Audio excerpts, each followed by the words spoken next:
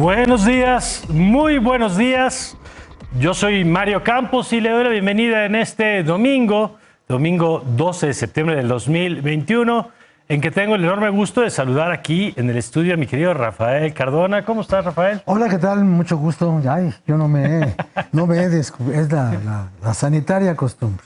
Sanitaria costumbre. Sanitaria costumbre. Buenos días a todos. Buenos días, querido Rafael. Y está vía remota mi querido Javier Tejado. Javier, ¿cómo estás? Hola Mario, Rafa, Victoria, muy buenos días a todos, buen domingo. Tú sin cubrebocas, aprovechando la distancia. Así es, así es. Muy bien. Oigan, pues varios temas que revisar. Hoy no está Claudio Flores con nosotros, pero tenemos agenda llena y vamos a entrarle directo a los temas. Y yo quisiera empezar, Rafael, Javier, con el tema de los desastres naturales. Sin duda, los buenos o malos resultados impactan y se ven en muchos planos, pero en este de la gestión de los desastres inmediatos, automático, la gente lo recibe, la presencia, o resiente la ausencia también de inmediato. ¿Cómo estás viendo, Rafael, la respuesta a esto? Que además parece que todavía nos espera una temporada complicada de fenómenos naturales. Pues mira, Mario, yo creo que los fenómenos naturales, las desgracias naturales, no se pueden evitar. No se puede evitar que haya huracanes, no se pueden evitar las tormentas tropicales, los ciclones, los terremotos. No, es imposible. Los seres humanos somos inferiores a la capacidad que la naturaleza tiene para hacer lo que hace. Pero lo que sí podríamos hacer, y digo podríamos porque está visto que no podemos, al menos no podemos en este país, es prepararnos para que los daños de esos fenómenos naturales sean los menores posibles. Entonces, estamos viendo, por ejemplo, se reblandece la tierra en el Cerro del Chiquihuite, ruedan las piedras, sepultan las casas, y eso se podría haber evitado. No que se cayera la piedra, ni Sísifo podía evitar que se le cayera la piedra.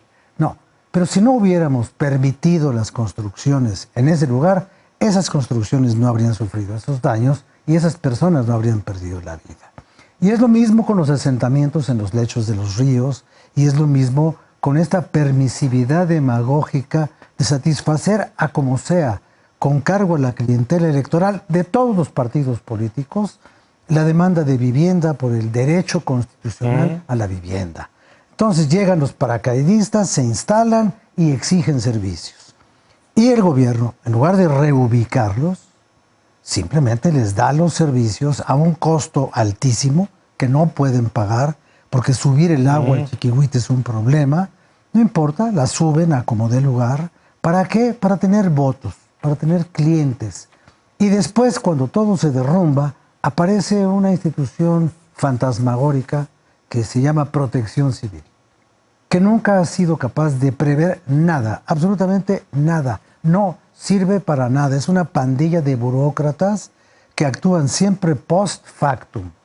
Ya cuando hubo una desgracia, aparece Protección Civil. Que eso es parte, Javier, de lo que creo que tendríamos que estar revisando. Y pienso, por ejemplo, en la tragedia de Hidalgo de esta semana también, donde tienes esta controversia, donde en el caso de un hospital fallecen 17 personas porque se quedaron sin luz. Hay áreas de gobierno que dicen nosotros avisamos lo que podía venir, áreas de gobierno que dicen nadie nos avisó si no hubiéramos actuado a tiempo. Y a esto que estamos viendo, a esta tragedia concreta o el caso reciente que cuenta Rafael, se agrega también la política del actual gobierno de eliminar el Fonden, y que parece que lo único que queda, Javier, ya no es este tema de una institución justamente que mapee, que prevenga, que anticipe, sino una visión únicamente de llegar a reparar y ya con la lógica de entregar recursos después de que ocurren las tragedias. ¿Cómo lo estás viendo? A ver, yo coincido con Rafa en el sentido de que hay muchos desastres que se pueden, digamos, son imprevisibles. No sé el Chiquihuite si caiga en el tema de seguridad previsto o no, pero desde luego hay otros que se pueden prever. Y déjame empezar porque tú dices, las muertes, las 17 muertes en el hospital del IMSS de Tula, Hidalgo. Se desbordó un río, dicen que no hubo aviso y que el río llegó de repente, cuando la gente, la comunidad te dijo que sí días antes había avisos, cuando están en el reporte de la Comisión Nacional del Agua de Conagua, que ese deseo se puede desbordar, y la verdad es que nadie hizo nada para ayudar a esos pacientes. Así es. Se les fue la luz y murieron. O también déjame dar otro ejemplo de desastre que se puede haber previsto. el desfogue en Las Peñas, en Tabasco, Sí. de hace ya un año también. Pues a nadie, nadie le dijo y hubo muchos muertos. Aquí el tema que yo me refiero es, hay desde luego desastres que no se prevén, pero en los que pueden prever hay un peligro, como dicen, nadie hace nada. Y todavía peor, después nadie asume responsabilidades. Y eso me lleva al tema de los recursos para apoyar a los damnificados de estos epicentros, de estos daños. Pues básicamente el fondo que había con reglas claras ya no hay, y ahora hay que estarle buscando el dinero, a ver de dónde llega el dinero y cómo se reparte, sin creer que haya eficiencia en su reparto. Yo no estoy diciendo que el Fonel antes fuera, digamos, efectivísimo, pero por lo menos había reglas claras, que sabías cómo darlo y a quién darle. Ahora no hay nada, ahora se da a quien se le ocurra darlo, al que está al frente del desastre. Entonces, creo que ha sido varios meses de desastre en el país. Afortunadamente, el sismo de hace unos días no ocasionó daños que lamentar en México ni en Acapulco, pero creo que la política de daños, lo que hemos visto que pasa de los solos de Campeche hasta Tabasco, en varias presas del país y naciones, creo que sí, la política pública de desastres, que creo se repartió parte en gobernación y parte de seguridad ciudadana, creo que sí deja mucho que desear, y yo no sé dónde va a salir el dinero para paliar estas crisis, cuando el Fonden ya está agotado de recursos. Mario. Y yo agrego ahí una cosa, Javier, Rafael, estamos viendo que este tema no solamente se agota en los efectos de la última semana, el último mes.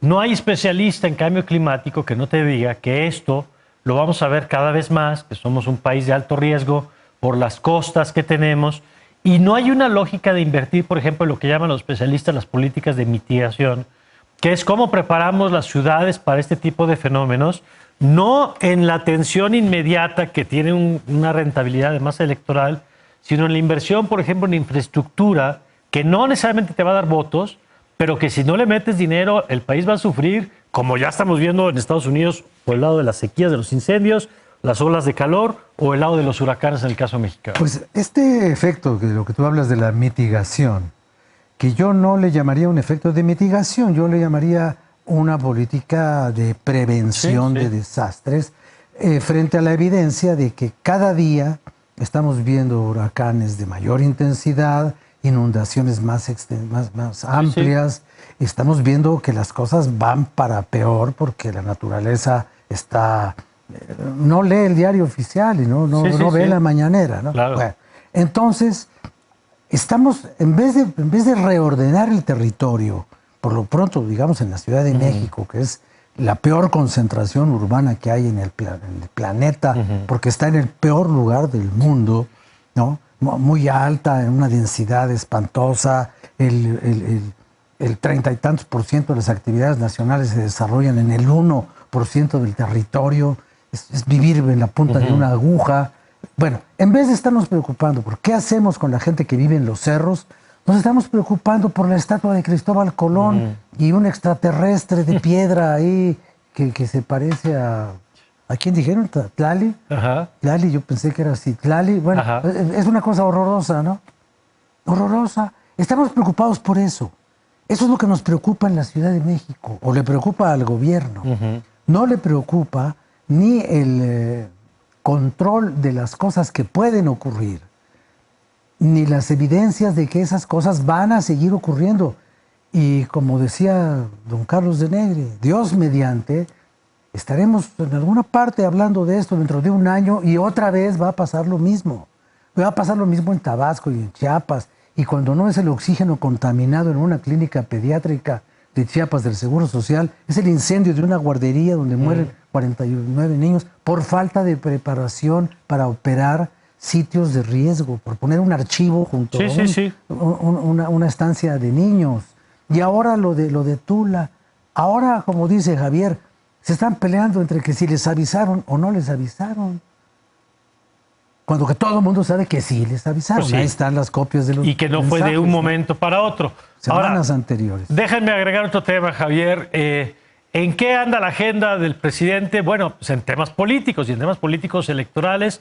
Y lo digo por el caso de la secretaria de Educación Pública, la maestra Delfina, y el tema de la sanción del INE, ¿qué provoca esta salida de defensa del presidente de la República? Y dice, le pegan porque va a ser candidato, porque suena como candidata para el Estado de México. Y agrego una cosa ahí también de las últimas 24 horas, el anuncio del nombramiento del que todavía es gobernador de Sinaloa como próximo embajador, gobernador del PRI, por cierto, como próximo embajador en España, en lo que algunos leen pues como una especie de agradecimiento, reconocimiento por haber colaborado o no obstruido el triunfo de Morena en ese estado.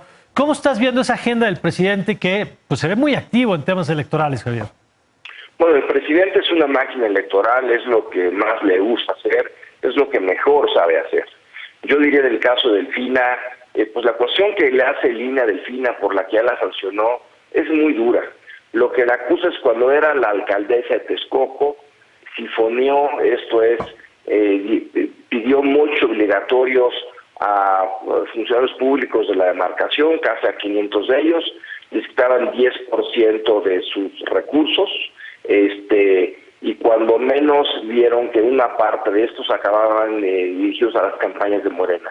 Entiendo si los números me fallan, fueron algo así como 50 millones de pesos los que se quitaron en este esquema, y de los cuales el INE pudo fehacientemente acreditar que fueron un poco más de 3 millones que acabaron, digamos, en cuentas de Morena. Esto no significa que el resto no haya acabado ahí, significa que el INE no lo pudo documentar. Sí. Y por eso se le impuso una multa al partido de Morena y a ella. ¿Qué decir de ello? Pues básicamente lo que el INE acusó a esta exalcaldesa o secretaria de Estado es de aplicar noches. Y obviamente el presidente pues es una cuestión seria que no le gusta, porque hace ver que su gobierno es igual a lo que hacía el PMG y el PRI, muchos recursos públicos para campañas. Entonces pues el presidente, ¿qué se le ocurre decir? Pues que era porque era precandidato ahora al gobierno del Estado de México. Yo creo que nada de eso digo, podría ser candidata, pero eso no le quita que hayan hecho moches y que, claro, que haya estado mal. Y que yo más bien creo que qué mal que el INE se tarda tanto tiempo hacer una investigación. Esto pasó, si mal no recuerdo, en 2017, pero también, desde luego, que no haya consecuencias públicas para quien hace este tipo de esquemas y de recursos públicos. Más allá de que le quitas dinero a empleados del ayuntamiento de Texcoco en este caso, pues es dinero público, es dinero de nuestros impuestos y no hay sanciones para ello. Creo que si estos son los ejemplos que se vienen dando y no hay sanciones para ello, para el partido que acaba pagando sanciones, que se las quitan de las administraciones, claro, que le vamos dando a la ciudadanía, pues los políticos tienen todos los incentivos de todos los partidos para seguir haciendo eso, haciendo trampa. Es trampa, como le quieras llamar, Mario. Así es, y le sale muy barato, como bien apuntas, Rafael. Pues mira, a mí hay una cosa que me llama mucho la atención de esta defensa del presidente. No que haya defendido a Delfina porque dice él que es una mujer honesta y que es una mujer... En fin, todo lo que dijo de ella. Eso ya lo sabíamos, por eso la hizo candidata al gobierno del Estado de México la primera vez y la va a volver a ser candidata la segunda vez. Eso es normal. Lo que me sorprende del presidente, o más bien me sorprende que quienes escuchan al presidente no se den cuenta, es que dice que como el Instituto Electoral y el Tribunal están ahora juzgando cosas que pasaron hace tanto tiempo, cuando él mantiene una cruzada de cosas que pasaron hace tanto tiempo, como por ejemplo el caso de Odebrecht y todo lo que está pasando con Lozoya.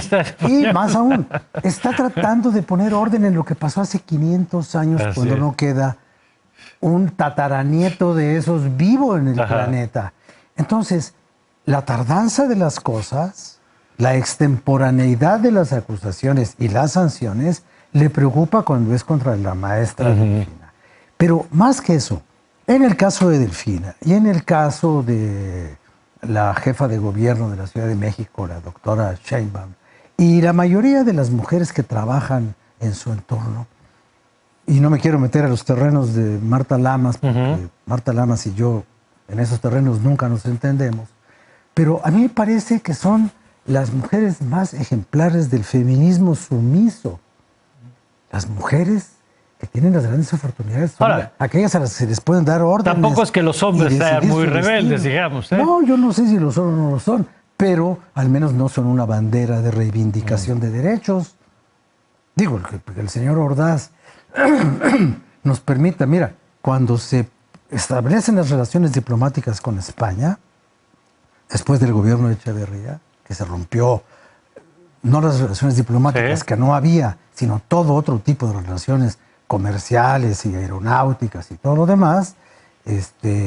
Bueno, el gobierno de México empieza su normalización diplomática con Díaz Ordaz. ¿Y ahora? Ahora el señor presidente dice que va a una nueva etapa de relaciones con España, con Quirino Ordaz. Bueno, Pues no sé.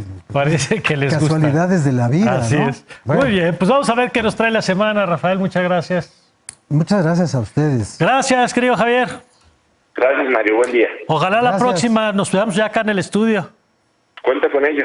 Ahí estás. Gracias. Gracias, Javier Tejado, Rafael Cardona. Nosotros vamos a una pausa y vamos a regresar con el tema de la relación México-Estados Unidos, que no está libre de tensiones, el tema migratorio, cumbre de alto nivel. ¿Qué pasó ahí? De esto platicamos regresando del corte.